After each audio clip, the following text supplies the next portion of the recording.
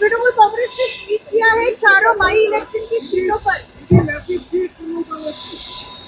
आप लोगों को भी बधाई हो, congratulation to all of you. আমার বিশেষ ধন্যবাদ মামাটি মানুষকে। রানাঘাট, বাগদা, রায়গঞ্জ এবং মানিকতলায় যে বাই ইলেকশন ছিল লোকসভা ইলেকশনের পরে, এর একটা রাজনৈতিক গুরুত্বও আছে। তার কারণ একমাত্র মানিকতলাটা আমাদের ছিল, গত 2 বছর ধরে একটা কোর্টে কেস করে এটা ভোটটা করতে দেওয়া হয়নি সাধনদার মৃত্যুর পর। শক্তির জেতাটা খুব ভালো জেতা। কৃষ্ণকল্যাণী রায়গঞ্জে 1 মাস আগে ইলেকশনে আপনারা দেখেছেন, আমরা জানতাম সিটটাও জিতবে, কিন্তু বিজেপি কংগ্রেসকে টাকা দিয়ে ভোট ডিভাইড করে বিভাজনের রাজনীতি করে সিটটা হারিয়েছিল। তখনই আমি কৃষ্ণকল্যাণীকে বলেছিলাম যে তুমি দাঁড়াও, তোমাকে জিততে হবে, তুমি এমএলএ ছিলে এই এলাকায়। এবং ও চ্যালেঞ্জটাকে অ্যাকসেপ্ট করেছিল এবং মানুষ ওকে সমর্থন জানিয়েছেন। আমরা মানুষের কাছে কৃতজ্ঞতা জানাচ্ছি। রানাঘাট মুকুটমণিও তাই, ও বিজেপির এমএলএ ছিল, কৃষ্ণকল্যাণীও বিজেপির এমএলএ ছিল, মুকুটমণিও বিজেপির এমএলএ ছিল। ও বিজেপি থেকে জয়েন করার পর আমরা ওকে তৃণমূলে টিকিট দিয়েছিলাম। তো মুকুটমণিও রানাঘাটে, যাই হোক, অপপ্রচার কুৎসা, নির্বাচন কমিশনের নানা চক্রান্ত ছিলই এবারের ইলেকশনে, সেই জন্য হয়তো হেরে গিয়েছিলেন। কিন্তু এবারে জিতে আসা, সে এমএলএ ছিল বিজেপি, এমএলএ হয়েছে তৃণমূলের, সুতরাং ওটাও বিজেপির সিট, তৃণমূল কংগ্রেস জিতেছে।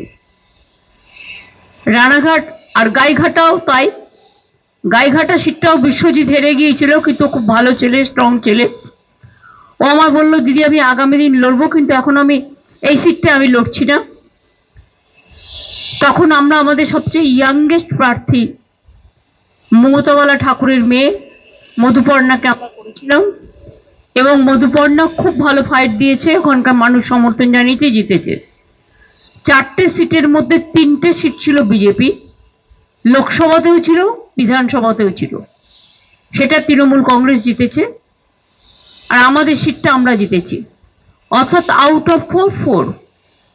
আমি এর জন্য মুখস্থ মানুষকে আমাদের কৃতজ্ঞতা, প্রণাম, সেলাম, দোয়া যাই বলুন, আশীর্বাদ, শুভকামনা, দণ্ডবত, জোহার সবকিছুই জানাচ্ছি।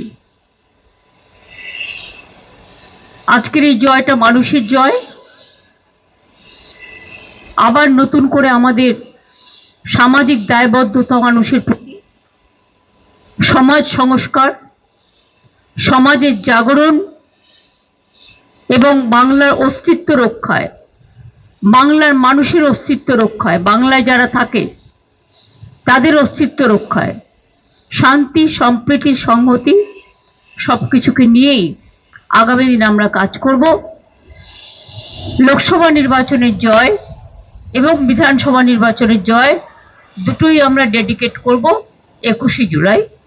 আমরা টোটালটাই যারা নো আইডি নো ভোট এই লড়াইয়ে প্রাণ দিয়েছিলেন তাদেরকে মনে রেখে, গণতান্ত্রিক ধারাকে সম্মান জানিয়ে, অনেক চক্রান্ত সত্ত্বেও মানুষ তো ভোটটা দিচ্ছে, অনেক বাধা, টোটালটাই একদিকে এজেন্সি একদিকে বিজেপি, টোটালটা রুখে দিচ্ছেন, এবং এটা মানুষের কৃতিত্ব টোটালটাই সাধারণ মানুষের।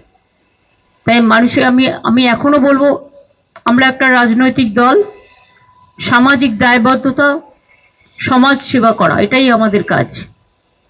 এর থেকে যদি কেউ বিচ্যুত হন তিনি নিজেরটা বুঝে নেবেন, কিন্তু আমি মনে করি আমাদের যত বেশি করে মানুষের কাজ করা যাবে, মানুষের পাশে যাওয়া যাবে, মানুষের বিপদের সাথী হওয়া যাবে, তত বেশি মানুষ আরো ভালোবাসবে, আরো ভালো করে আমাদের কাজ করতে হবে।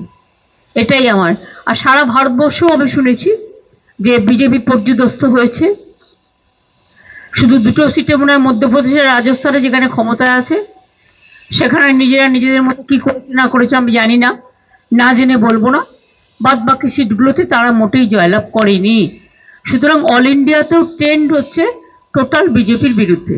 Didi, is this an indication that the government, the India government which is there at the center, might not be able to complete its full term, 5 years, and that the government is not that stable? The trend is very clear.